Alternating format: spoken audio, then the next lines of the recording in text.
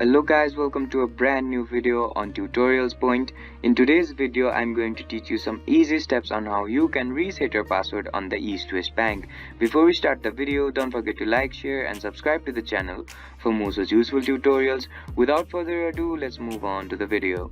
First of all, make sure that you're connected to the internet. Once you make sure that you're connected to the internet, open up a web browser. Now, once the web browser is open up on your screen, type in www.eastwestbank.com and hit enter. After the home page of the EastWest Bank opens up on your screen, on the right of your screen you'll see the login tab.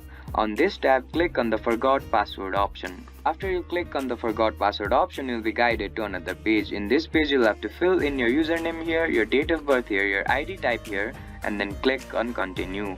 Once you click on the continue button and if you have filled in those credentials correctly, you'll be guided to another page which will help you to reset your password on the EastWest Bank.